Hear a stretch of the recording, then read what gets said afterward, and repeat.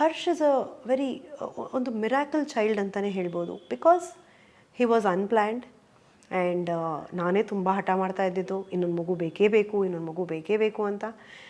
And ಆ incident ಆದಾಗ ಇಮಿಡಿಯೇಟಾಗಿ ನನ್ನ ಹಾಸ್ಪಿಟ್ಲಿಗೆ ಕರ್ಕೊಂಡು ಹೋಗ್ತಾರೆ. Because I was pregnant. That was the biggest concern ಆವಾಗ. ಅಯ್ಯೋ ಹೊಟ್ಟೆಲಿ ಒಂದು ಮಗು ಇದೆಯಲ್ಲಪ್ಪ ಅನ್ನೋಂಥದ್ದು ಒಂದು ಬಿಗ್ಗೆಸ್ಟ್ ಕನ್ಸರ್ನ್. ಸೊ ಅಲ್ಲೂ ಅಷ್ಟೇ ಚೆಕ್ ಮಾಡ್ತಾ ಇದ್ದಾರೆ, ಮಗುದು ಹಾರ್ಟ್ ಬೀಟ್ ಸಿಗ್ತಾಯಿಲ್ಲ. ಆ್ಯಂಡ್ ನನ್ನ ಫ್ರೆಂಡ್ಸು ಮತ್ತು ನಮ್ಮ ಕಸಿನ್ಸ್ ಎಲ್ಲ ಆಚೆ ಕಡೆ ಇದ್ದಾರೆ. They don't want to tell this to me.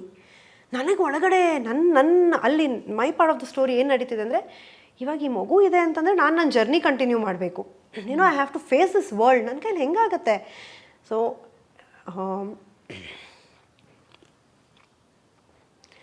So doctor ಬಂದು ಇಲ್ಲ ಏನೋ ಆಗೋಗಿದೆ ಅಂತ ಹೇಳಿದ್ರೆ it is better for me ಅನ್ನೋ ಒಂದು ಥಾಟಲ್ಲಿ ನಾನು ಒಳಗಡೆ ಇದ್ದೀನಿ.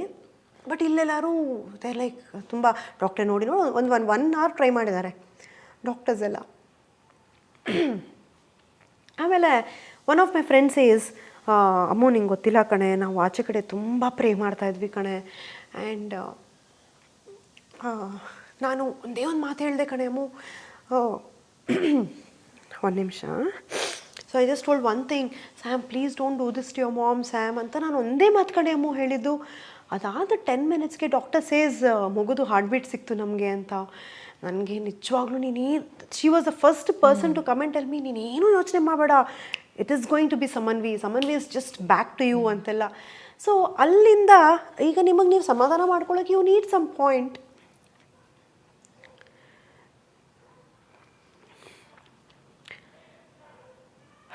ನೀವೆಷ್ಟೇ ಶಾಟರ್ ಡೌನ್ ಆದರೂ